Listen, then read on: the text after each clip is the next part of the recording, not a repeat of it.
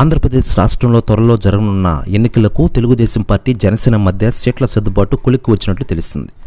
ఆదివారం నాడు ఉండవల్లిలోని చంద్రబాబు గారి నివాసంలో పవన్ కళ్యాణ్ గారితో 2 పర్యాయాలు జరిగిన భేటీలో సీట్ల సర్దుబాటుపై దాదాపు 3 గంటల పాటు చర్చించి ఒక నిర్ణయానికి వచ్చినట్లు తెలుస్తోంది. రాష్ట్రంలో జనసేనకు 28 సీట్లు ఇచ్చేందుకు తెలుగుదేశం పార్టీ సూత్రప్రాయంగా అంగీకరించినట్లు తెలిసింది. ఇటీవల కాలంలో జనసేన పార్టీలోకి చేరికలు పెరగడంతో సీట్లపై ఒత్తిడి ఎక్కువగా ఉందని, తమకు అధిక స్థానాలు కేటాయించాల్సిందని పవన్ కళ్యాణ్ గారు పట్టుబట్టినట్టు తెలుస్తోంది.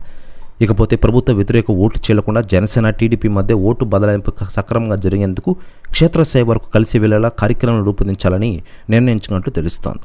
పార్టీల పరంగా ఓట్లు పక్కన వెళ్లకుండా తెలుగుదేశం ఎన్ని స్థానాల్లో పోటీ చేయాలి, జనసేన ఎన్ని సీట్లలో అభ్యర్థులను బరిలోకి దింపాలనే విషయంపై దాదాపు క్లారిటీ వచ్చేసినట్లు తెలుస్తుంది. అన్ని అనుకుంటున్నా జరిగితే వారంలోపు ఉమ్మడిగా మొదటి విడతకు సంబంధించిన అభ్యర్థుల జాబితా విడుదల చేసే అవకాశాలున్నాయని తెలుగుదేశం వర్గాలు చెబుతూ ఉన్నాయి.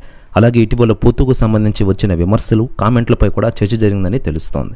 తెలుగుదేశం జనసేన ఉమ్మడి మేనిఫెస్టో, ఉమ్మడి సభలపై కూడా ఏకాభిప్రాయానికి వచ్చినట్లు తెలుస్తోంది. ప్రెస్ న్యూస్ కూడా తెగ వైరలవుతోంది ఆంధ్రప్రదేశ్ రాష్ట్ర రాజకీయాలు. కాకపోతే పవన్ కళ్యాణ్ గారు సీఎం కావాలని దేశ విదేశాల్లోని ఆయన అభిమానులు కోరుకుంటూ ఉన్నారు. అందులో భాగంగా పవన్ కళ్యాణ్ గారు సీఎం కావాలని యూఎస్ఏలోని పవన్ కళ్యాణ్ గారి అభిమానులు ఒక భారీ ర్యాలీ నిర్వహించారట.